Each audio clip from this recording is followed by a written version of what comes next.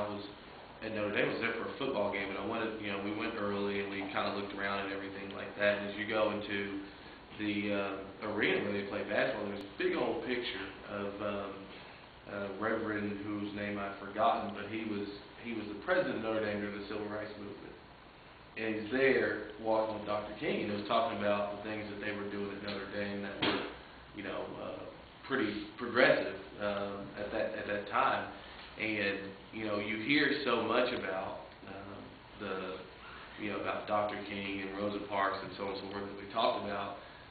But there were other really courageous people in the Civil Rights Movement. A lot of them were actually white. And you think about being a white person at that time and trying to go out. Because when you go back to who's your community when you go back to? You had like-minded people if you were black to go back to. If you were a white person at that time, you're caught in almost a horrible time in history in which you don't know where you identify. You don't identify with the hate of these folks on one side, and you can't really be in this world either because you can't possibly understand what these black people are going through. And so where does that leave you? Somewhere in purgatory.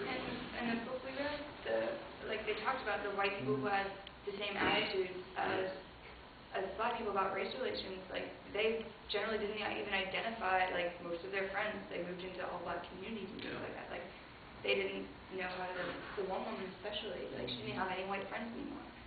You're just like, you can't.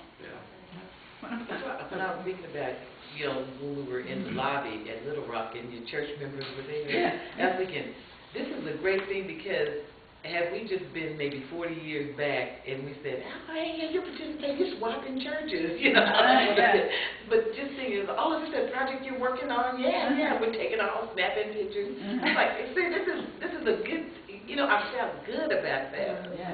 This is great because back then, would have been so great. We can associate with you and would you really be going over there? Well, that I was going to say one of my